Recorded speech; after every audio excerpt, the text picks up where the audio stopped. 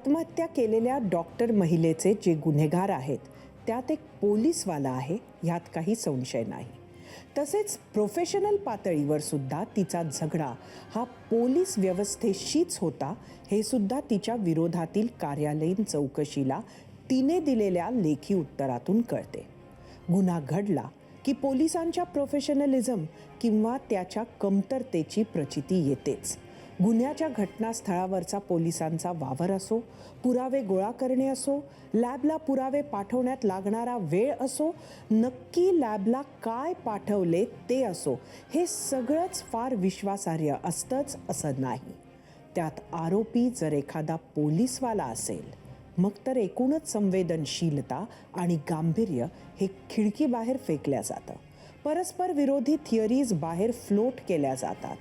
Confusion खास create केल्या जातं. बाहेर दिलेल्या थिअरीज आणि मग रिमांड पेपर्स यात भरपूर अंतर असतं. आपण काहीतरी खूप कडक कारवाई करतोय असं भासवल्या जातं, मात्र केस कोर्टात आली की ती तिथे टिकू शकत नाही. गुन्हेगार सुद्धा सुटून जातात. एक म्हण आहे, who will guard the guards. सतत 3 वर्ष महाराष्ट्र हे देशातील सर्वात भ्रष्ट राज्य राहिले आहे. हे आम्ही नाही तर नॅशनल क्राईम रेकॉर्ड ब्युरोचा वार्षिक अहवाल सांगतो आणि त्यात भ्रष्ट शिरोमणी म्हणजे पोलीस खातं. एकूणच त्यामुळे पोलीस खात्याची विश्वासार्हता इतकी ढासळली आहे की त्यांचा तपास, त्यांचे निष्कर्ष यावर विश्वास बसेनासा झालाय. बदल्या पोस्टिंगमध्ये गुंतलेले पोलीस, गुन्हेगारांच्या बचावासाठी कार्यरत असलेले पोलीस, खोट्या गुन्ह्यांमध्ये अडकवू अशा धमक्या देऊन पैसे उकळणारे पोलीस. मुख्यमंत्र्यांनी तातडीचे आदेश दिलेत आणि मीडियानं विषय लावून धरला म्हणून पोलीस यंत्रणा फलटणच्या महिला डॉक्टरच्या केसमध्ये कामाला तर लागली आहे.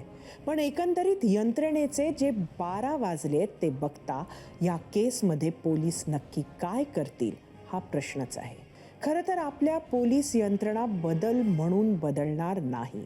त्यासाठी राजकीय हस्तक्षेपाची वजाबाकी करावी लागेल. पोलीस विरोधातील तक्रारींचे निवारण करण्यासाठी एक स्वतंत्र, खऱ्या अर्थानं स्वायत्त अशी व्यवस्था उभी करावी लागेल. तपास करणाऱ्या आणि कायदा सुव्यवस्था ठेवणाऱ्या व्यवस्था या वेगवेगळ्या असाव्या लागतील.